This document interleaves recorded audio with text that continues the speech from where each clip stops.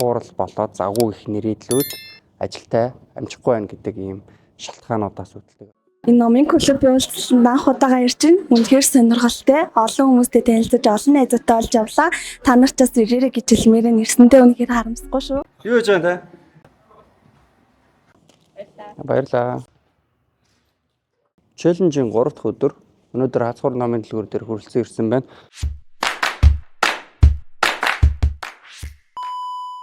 За нарны замаар яваад хацхуур дээр ирж байна. Сүүлийн 2 жилийн хугацаанд хацхуур дээр ер нь арга ирээгүй дээ. Ирснээс санахгүй байна. Угаасаа тархицлагч номын клубыг сүүлийн 2 жилийн хугацаанд ер нь ажиллуулаагүй. Яг шонхлагийн хажуугаар ингэж яваад их ч олон удаа энэ газар ирсэндээ 2013 оноос хойш яг энэ зогсоол руу бол маш олон удаа сард бараг 1-2 удаа орж ирдэг зогсдог. Энд манай номын клубын маш олон хүмүүс ирдэг байсан. Энэ бол мэдээж хацхуур. Ойрын наан буюу 2 жилийн хугацаанд ер нь номын клубээ ажиллуулаагүй утсан байна. Тэгвэл өнөөдөр орч ном амнаа. Хуучин бол бид нар энэ харагдж байгаа хэсэг дээр номын клубын уулзалтыг зохион байгуулдаг байлаа.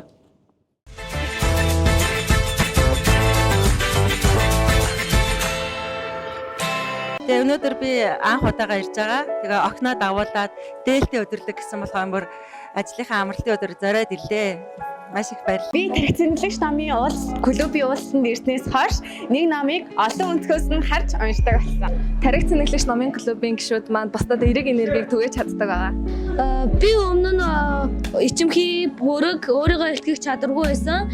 Харин энэ клубт ирснээрээ өөртөө итгэлтэй болж бусдад өөрийгөө илүү сайн ойлгуулж сурсан. Би уулзалтандаа ирэхийн тулд 77 км-ийг тоолдог. Би Төв аймгийн Эрдэнэ сумын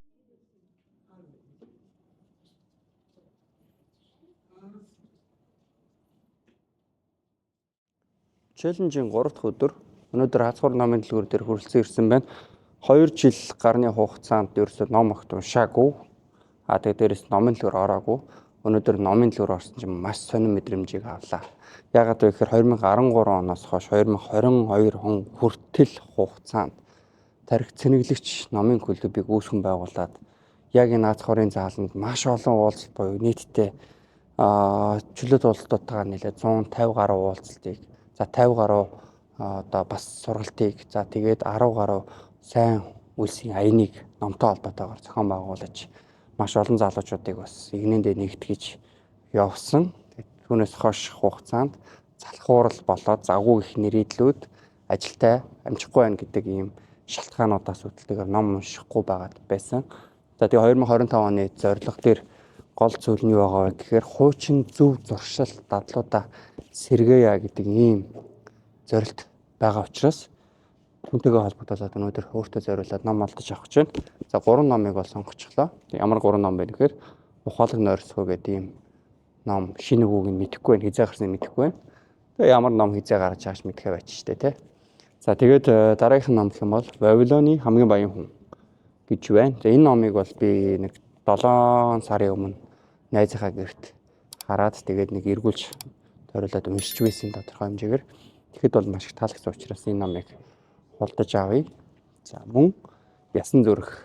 За мөн 2024 оны хавар баха Өмнөговь аймгийн номон дурлал засаг буюу номтой нөхөрлөдөг энэ залуучууд намайг бас уулзалтандаа ураад номын клубын талаар сургалт авч байсан. Тэгээд тухайн үед тэдгээр хүмүүс залуучууд огт бүсгүйчүүд маань Ясан зүрх гэдэг номыг уншижсэн санагдаж байна. Тэгээд үйл явдлуудын тэднэрээр тэр хүмүүсээр яриулж байхад бол маш гоё санагдсан учраас өнөөдөр энэ номыг сонгож худалдаж авлаа. Тэгээд хэдүүлээ челленжийн 3 дахь өдөр тархицлагч номын клубын аль биесээр дахиад шинээр эргэн ирэлтүүдийг хий. Тэгээд яг энэ уулзалтанд нэг удаагийн уулзалт нь гэтэл 100 хүн, 150 хүн ирдэг залуучууд ирдэг байлаа тий. Өнөөдөр бүтэнсээ өдөр тэгтэл газрын заал бас хоосон л байна. Хэдэн настай хүмүүс тий хизээний ном уншдаг тэр одоо эрх хүмүүд маань бас ном уншаал, суугаал, ном олдож аваал явж байна тий. Гэтэл яг уулзалтын үеэр болоод тухайн он жилүүдэд бол маш олон залуучууд энд хүрэлцэн ирээд ном уншдаг байсан тий. Тэгэхээр гоё дурсамжаа гоё хуваалцаарай гэж бодож байна. Та хэрвээ магадгүй яг энэ нэвтрүүлгийг үзэж байгаа Тархины номын клубын гишүүн байсан бол танд ямар дурсамж байгаа вэ гэдэг зүйлтэй хуваалцаарай гэж үзэж байна. Тэгээд үүний дараа фитнес дээр очиж мэдээж 100 өдрийн 3 дахь өдрийнхаа тасал хөдөлгөөнийг хийн бэлгэлээ.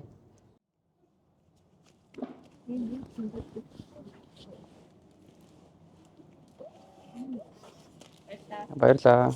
Шинэ оны минь сайхан ирсэн. Сайхан баярлалаа та. За бэлгэлээ амжилттай. Юу хийж байгаа та? За. Челленж 3 дахь өдөр өнөөдөр бүгдийнэ. Тестостероны хэмжээ гэхээр тэмчтийг ялгардаг тусгал болно гэж хөл. Гэтэ хамгийн хэцүү. Фитнес хийж байгаа хэлж байгаа хүмүүс их цогцолдог, тойрдог тусгал бол зөв яаж хийж байгаа гэдэг сандраа тултал гүйцэтгэх юм гэж байна.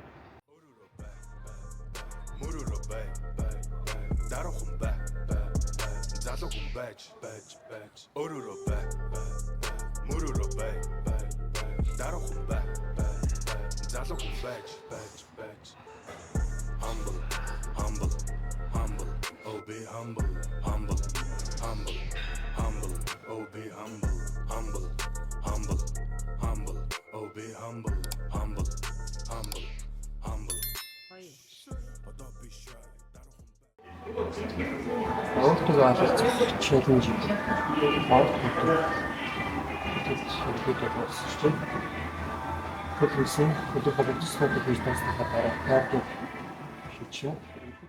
чааштай яг ямар асуудал гарч ирэх талаар бодоод асуудлуудаар хэрхэн яаж даван туулж байгаа мэдчилэг хуваалцах бас яриад гэж асуудлуудаа бодоод бүгдээ өдөрт бас хийж байгаа юм байна.